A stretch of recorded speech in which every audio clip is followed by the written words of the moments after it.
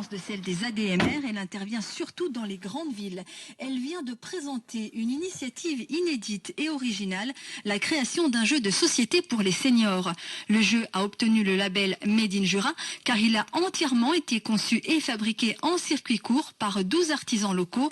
La maison à jouer, c'est le nom de ce jeu, est entièrement en bois. Il a mis 2 ans pour voir le jour et coûter 70 000 €. Emilien Brantus est chargé de développement chez Prodessa. Il nous explique pourquoi l'association a décidé de se lancer dans la production de ce jeu. Il y a 3 raisons, on va dire. La première, elle est économique. Le but, il est vraiment de créer de nouvelles ressources. On sait que les associations d'aide à domicile aujourd'hui connaissent des difficultés économiques.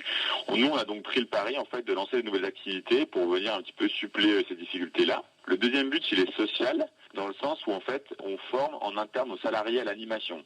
Ça veut dire qu'on propose à des salariés qui sont souvent en temps partiel un complément d'heures au travers de nouveaux services. Donc, en fait, on a mis en place, on a un recrutement interne et on a formé nos salariés sur 1 an à l'animation. Et aujourd'hui, on leur propose ces services-là en complément de leur métier de base, que ce soit aide à domicile ou aide-soignant. Et puis, la troisième raison, elle est aussi d'innover dans un milieu qui est l'animation, qui, aujourd'hui propose de nombreuses choses, mais propose des choses, on va dire, plutôt classiques, comme les jeux de cartes, les chants, le dessin, un petit peu de création aussi culturelle. Mais voilà, le but, c'était vraiment d'apporter quelque chose de nouveau. Faire travailler la mémoire, le mouvement et la créativité sont donc les principes de la maison à jouer. Alors quel est le principe même du jeu? Il y a un objectif qui est double. Le premier, c'est vraiment de stimuler ces fonctions cognitives, donc de travailler la mémoire, l'imagination.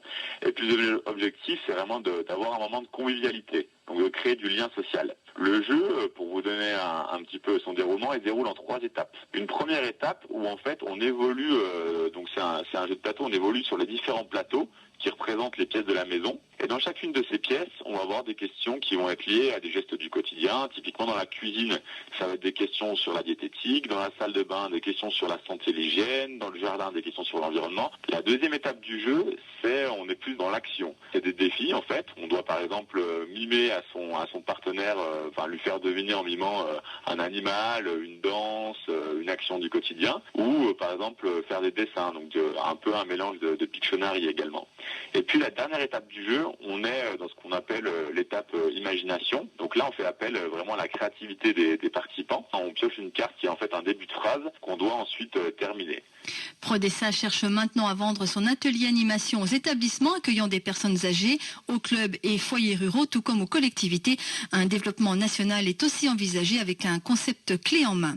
Et puis en sport, défaite de l'Élan Chalon.